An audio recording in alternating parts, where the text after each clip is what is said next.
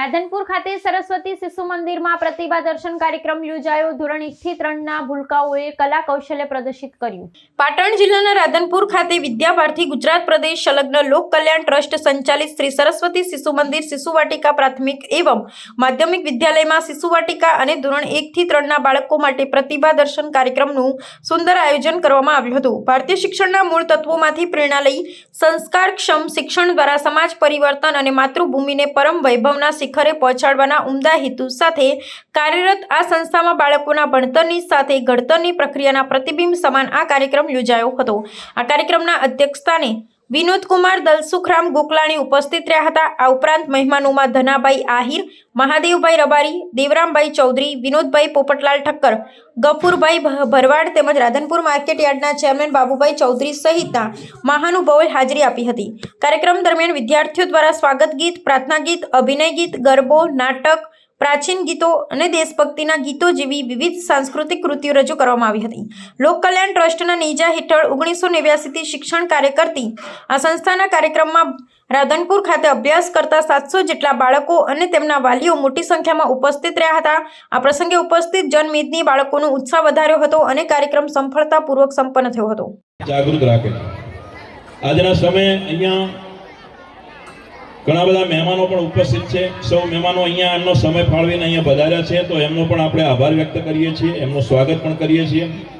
સામે નજર કરું તો ખૂબ મોટી શહેરની ટીમ પ્રબુદ્ધ નાગરિકો અને સંઘ સાથે જોડાયેલા અને શહેરના સારા પ્રબુદ્ધ નાગરિકો પણ ઉપસ્થિત છે, એ પણ સૌનો હું આવકારું છું। વાલી માતાઓ અને વાલી ભાઈઓ પણ ખૂબ સરસ રસ લઈને આજે પધાર્યા છે। હજી આવતીકાલે પણ આપણો કાર્યક્રમ છે જ। આટલો જ ઉત્સાહ રાખીને આવતીકાલે નવા વાલી અને નવા માતાઓ ભાઈઓ બધા આવશે જ, પણ આપણે પણ બધા બાળકોને પ્રોત્સાહન આપવા માટે અહીંયા ઉપસ્થિત રહીએ એવી મારી આપ સૌને વિનંતી છે। છેલ્લે હું એક વાત કરી લઉં કે હું કોઈ દાતા નથી, આ સંસ્થાનો સેવક જ છું, પણ આપ સૌને મારી વિનંતી છે કે આપણી આ સંસ્થા જે ચાલે છે માત્ર ફી આધારિત સંસ્થા છે, આપણે કોઈ ગ્રાન્ટ લેતા નથી। આપ સૌના નોલેજમાં હશે જ આ વિષય કે આપણે માત્ર સમાજથી જ ચાલતી આ સંસ્થા છે। સમાજના બાળકોમાંથી જે ફી આવે છે ફીના આધારે ચાલતી સંસ્થા છે। ક્યારેક આપ સૌના કોઈના પણ મનમાં ક્યારે મન થાય કે આ સંસ્થાને મારે મદદ કરવી છે તો પ્રેમથી આપ દાનની જાહેરાત કરી શકો છો, એવી પણ હું આપને વિનંતી કરું છું। આજે બીજી એક વિષય છે કે બાળકોનો સરસ કાર્યક્રમો છે। આ બાળકોને આપણે પ્રોત્સાહન આપવા માટે તો અહીંયા આવ્યા જ છીએ। માતાઓ તો સરસ ઉત્સાહમાં બેઠી જ છે, ભાઈઓ પણ સરસ એમની પ્રવૃત્તિઓ જોવા માટે આવ્યા છે, પણ આ બાળકોને વધુમાં વધુ પ્રોત્સાહન મળે એના માટે આપણે પણ વિશાળ દિલ કરીને ક્યાંક ક્યાંક પ્રોત્સાહક ઇનામો એમને જાહેર કરતા રહેશું તો બાળકોને ઓર મજા આવશે। આવતીકાલના કાર્યક્રમમાં સૌ સહભાગી બનો એવી મારી વિનંતી છે। આપ સૌએ મને સાંભળ્યો, સૌનો હું આભારી છું। મારું સન્માન કર્યું ચંદુભાઈ, મને ગમ્યું તો નથી, કારણ કે એ વખતે એટલા માટે હું 8 વાગે નીકળી ગયો હતો કાર્યક્રમમાંથી, પણ આજે મને તમે સાદી ભાષામાં કહું તો અહીં બોલાવીને ફસાયો છે, એ બદલ હું તમને કોઈક વાર લઈ લઈશ। આભાર। ખૂબ સરસ તાળીઓના આપણા વડવાઓ અને સર્વોદયની આપણા ઉપર અમી દ્રષ્ટિએથી સર્વોદય સંસ્થાના પૂજ્ય શ્યામસુંદર કાકાએ આપણને સામેથી બોલાવી અને કેટલાક વડીલોની સાથે સાક્ષી રાખીને આપણને આ જગ્યા શિક્ષણનો પ્રેમ વર્તાવી અને એમને આપણને ગિફ્ટ આપી। આજે શ્યામસુંદર કાકાને અને સર્વોદય સંસ્થાને પણ આપણે યાદ કરવી રહી અને એ જમીનમાં આપણા કેટલાક વડીલોની પણ આપણી લાગણી હતી અને આ કેમ્પસ તૈયાર કરવામાં વડીલો રાત દિવસ અહીંયા બેસીને આપણને કેમ્પસ તૈયાર કરી આપેલો। કેમ્પસ તૈયાર કર્યા પછી કેટલાક પદાધિકારી, કેટલાક અધિકારી, કેટલાક દાતાઓ અને સમાજના શ્રેષ્ઠ દાતાઓ સાથે મળી અને આપણે ગ્રાઉન્ડ ફ્લોરનું બિલ્ડિંગ બનાવીને આપણે અહીંયા શિશુ મંદિર પ્રાથમિક વિભાગ ચાલુ કરવો। આજે આપણે જોઈએ છીએ તો ગ્રાઉન્ડ ફ્લોર ઉપર પહેલો માળ પણ બની ગયો છે અને પહેલા માળમાં નીચે એક મોટો કોન્ફરન્સ હોલ ઉપર બનાવ્યો છે આપણે। કોન્ફરન્સ હોલ કે જે પ્રાર્થના હોલ તરીકે ઉપયોગ કરી શકાય અને કોન્ફરન્સ કે કોઈ એક્ટિવિટીમાં પણ ઉપયોગ કરી શકાય એવો મોટો હોલ પણ બનાવ્યો છે અને હોલની સાથે સાથે આપણે 12 સરસ નવા રૂમ પણ બનાવ્યા છે। ક્યારેક દિવસે આવો અથવા તો અત્યારે પણ લાઇટો ચાલુ હશે, ક્યારેક અહીંથી જતા નીકળતા અથવા કાલે આ કાર્યક્રમમાં વહેલા આવો તો તમે નિહાળી શકો છો, તો આપણને ખૂબ મજા આવશે કે ખરેખર સરસ સંકુલ તૈયાર થઈ ગયું છે। આ સંકુલ માત્ર સંકુલ ન રહે એવી પણ આપણા ટ્રસ્ટીગણ અને વ્યવસ્થાપકોએ ચિંતા કરી છે। આ નવા સંકુલની અંદર આપણે વિજ્ઞાન માટે ઉપયોગી થાય એવી લેબોરેટરી પણ બનાવી દીધી છે। લાઇબ્રેરી પણ બનાવવા માટેના પ્રયત્ન ચાલુ છે, લાઇબ્રેરી પણ સારી બનાવવાના છીએ। આપણા બાળકોને સમય પ્રમાણે નવું નોલેજ મળે એવી જે કંઈ વ્યવસ્થા કરવાની હોય વ્યવસ્થા કરવા માટે આપણા ટ્રસ્ટીગણ અને વ્યવસ્થાપકોની તૈયારી છે અને એ ચિંતા કરી રહ્યા છે અને આગળ કામ કરી રહ્યા છે. આ કેમ્પસની અંદર આજે 700 જેટલા બાળકો અભ્યાસ કરી રહ્યા છે. આપણા માટે ગૌરવની વાત છે. આપણે આપણા બાળકોને અહીંયા જે શિક્ષણ આપીએ છીએ એના માટે ગૌરવ લઈ શકીએ એવી સ્થિતિ પેદા થઈ છે. આપણા પ્રધાનાચાર્ય હોય, આપણા આચાર્ય હોય, આપણા દીદીજી હોય, એ બધા એક જ જવાબદારી આજે ઉપાડી રહ્યા છે. મારે ન કહેવું પડે પણ લઘુત્તમ માનદ વેતન એટલે ઓછામાં ઓછું માનદ વેતન આપણે બીજા કરતાં આપતા હોઈએ છીએ, છતાં પણ પોતાનો સંપૂર્ણ સમય આપી પોતાના જીવનની જે કંઈ સમય છે, અનુદાન છે, તન મનથી એ ઓતપ્રોત થઈ અને બાળકોને સરસ સંસ્કારોનું સિંચન કરી રહ્યા છે. એ આપણા માટે ગૌરવની વાત છે. આજે આચાર્ય અને ટ્રસ્ટીગણ, વ્યવસ્થાપકગણ આટલી બધી વાતો, આટલો બધો સમય આપી અને આ સંસ્થા માટે પૂર્ણપણે કામ કરી રહ્યા છે. એ પણ એક રાષ્ટ્રની સેવાનો જ વિષય છે. આચાર્યગણ પણ આજે એક જ વિષય સાથે આગળ વધી રહ્યા છે. આચાર્યની ભરતી થયા પછી આપણે વિદ્યાભારતીમાં ટ્રેનિંગ પણ અહીંયા ફરજિયાત હોય છે. ટ્રસ્ટીગણને પણ વિદ્યાભારતી દર 12 મહિને એકવાર કે 2 વાર બોલાવી અને આપણી શું જવાબદારીઓ છે એ વિશે સભાન કરાવે છે, જ્ઞાન આપે છે, નોલેજ આપે છે અને જાગૃત પણ કરતા હોય છે. એટલે આજે પણ વિદ્યાભારતી ઉપરથી પ્રદેશ લેવલે આપણને જાગૃત રાખી અને સમાજમાં સંસ્કારોનું સિંચન કરી એટલે સમાજના જે બાળકો આપણે ત્યાં આવે છે એમના સંસ્કારોનું સિંચન થાય અને રાષ્ટ્ર પ્રત્યે એમની દાજ વધે, રાષ્ટ્રાભિમાન આવે અને આપણા ધર્મના સંસ્કારોનું સિંચન થાય અને સાથે સારું શિક્ષણ આપે. આપણા વડીલોએ આ વિષયની ચિંતા કરી અને વિદ્યાભારતીની 1952માં સ્થાપના કરી.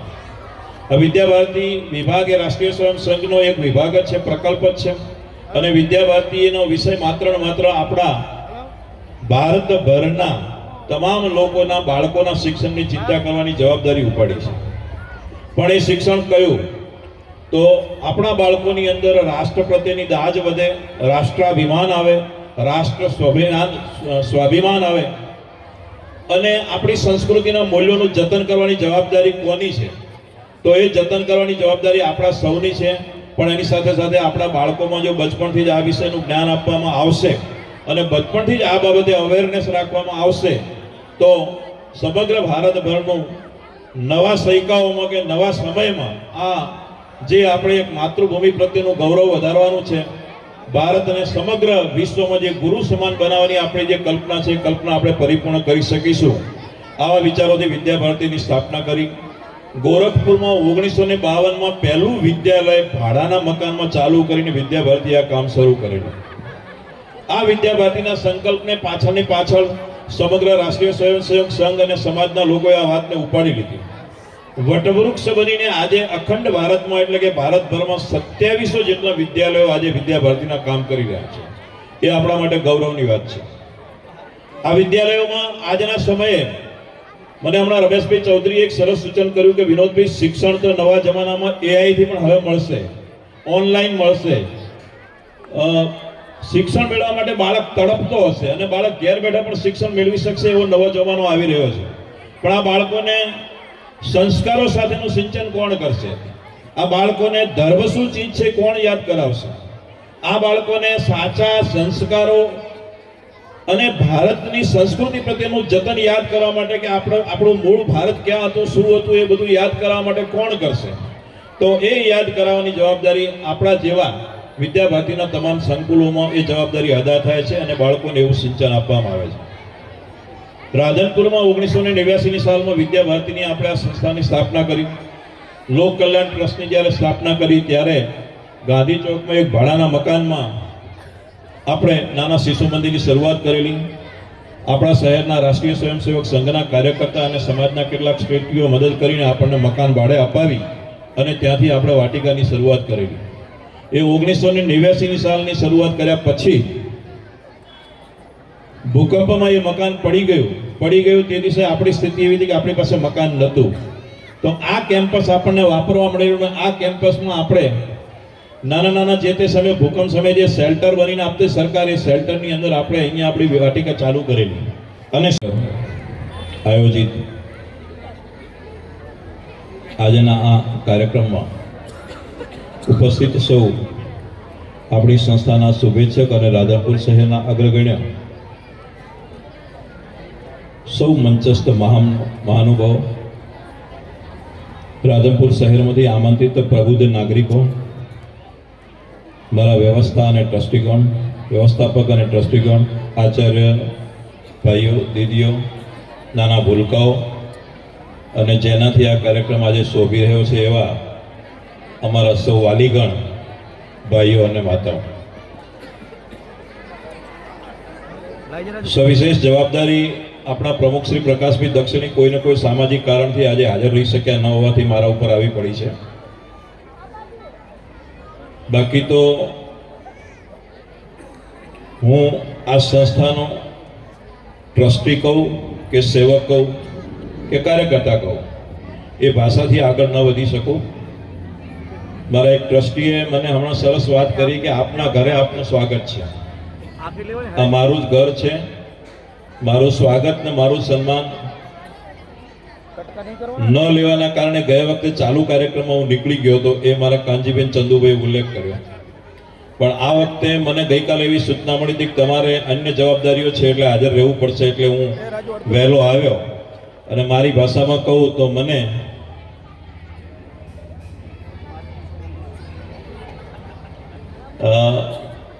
વધારે પડતું સન્માન અને સ્વાગત મારું કર્યું. ખરેખર આપ સૌને મારે એક નમ્ર નિવેદન છે. પહેલું તો કે અહીંયા ઉપસ્થિત આપણા જે મહાનુભાવો છે, આ શહેરના અગ્રગણ્ય છે, પોતપોતાના વિસ્તાર, પોતપોતાના વિભાગની અંદર ખૂબ આગળ પડતા છે, એમને પહેલા તાળીઓથી આપણે જોરદાર વધાવી દઈએ. કારણ હું જોતો હતો કે આપણે તાળીઓ પાડવામાં કાચા પડ્યા હતા. આજના આ કાર્યક્રમમાં આપણા ભૂલકાઓને આપણે પ્રોત્સાહન આપવા માટે અહીંયા ઉપસ્થિત થયા છીએ. આવા સમયે રાધનપુર લોક કલ્યાણ ટ્રસ્ટ એટલે કે આપણું શિશુ મંદિરમાં શિશુ વાટિકા અને કક્ષા 1 થી 3ના બાળકોનો આજે એમની પ્રતિભા અને એમનામાં રહેલી હોશિયારી બતાવવા માટેનો એક સરસ કાર્યક્રમનું આપણી સંસ્થાએ અહીંયા આયોજન કર્યું છે. જે કાર્યક્રમ અને જે બાળકોને આપણે પ્રોત્સાહન આપવા માટે અહીંયા એકત્રિત થયા છીએ. આવા સમયે મારે વિદ્યાભારતી સંસ્થા વિશે પણ પરિચય આપવો જોઈએ, આપણી સંસ્થા વિશે પણ બે શબ્દો કહેવા જોઈએ અને સંસ્થામાં ચાલતી પ્રવૃત્તિ માટે પણ આપને વાકેફ કરવા જોઈએ, એ મારી ફરજમાં આવે છે. રાષ્ટ્રીય સ્વયંસેવક સંઘ એટલે ભારતના સન્માનની, ભારતના સ્વાભિમાનની, રાષ્ટ્રની, ધર્મની અને નાનામાં નાના વર્ગમાં રહેલા લોકોની ચિંતા કરવાવાળો આપણો રાષ્ટ્રીય સ્વયંસેવક સંઘ છે. આ રાષ્ટ્રીય સ્વયં સંઘમાં 1925માં એની સ્થાપના થયા પછી આપણા સંઘના અધિકારીઓના મનમાં એક ચિંતા પેઠી હતી કે પહેલા મોગલોનું શાસન આવ્યું, વિધર્મીઓએ આપણા ઉપર પ્રહારો કરી અને આપણા શિક્ષણને, નાલંદા અને તક્ષશિલા જેવી આપણી જે સંસ્થાઓ હતી એનો નાશ કર્યો અને આપણા શિક્ષણનો પણ નાશ કર્યો. ત્યારબાદ અંગ્રેજોનું શાસન આવ્યું અને મેકોલોએ જે શિક્ષણની જે પદ્ધતિ આપી હતી, એ પદ્ધતિના કારણે આપણા બધાનું ગુલામીનું માનસ બન્યું અને આઝાદી પહેલા આપણો રાષ્ટ્રવાદ મરી પરવાર્યો તો એવી સ્થિતિ હતી. એમાંથી મેઇન વસ્તુ એક જ હતી કે શિક્ષણનો અભાવ હતો અને શિક્ષણની જાગૃતિ નથી. રાધનપુર વાર્ષિક ઉત્સવ કાર્યક્રમ 2026ના પ્રથમ દિવસે ઉપસ્થિત મંચસ્થ મહેમાનશ્રીઓનો સ્વાગત પરિચય કરાવું છું. આજના કાર્યક્રમના અધ્યક્ષ શ્રી વિનોદકુમાર દલસુખરામ ગોકલાણી, ટ્રસ્ટી શ્રી લોક કલ્યાણ ટ્રસ્ટ રાધનપુર તેમજ સામાજિક કાર્યકર તેઓ શ્રીનું સ્વાગત શ્રી રમેશભાઈ ચૌધરી, વિદ્યાલયના ટ્રસ્ટી શ્રી તેમજ નાલંદા વિદ્યાલયમાં આચાર્ય શ્રી, જેઓ મા સરસ્વતીની મૂર્તિ આપીને, તેમજ શ્રી અમૃતભાઈ પરમાર, માધ્યમિક વિદ્યાલયના પ્રધાનાચાર્ય શ્રી, ખેસ પહેરાવીને સાહેબશ્રીનું સ્વાગત કરશે.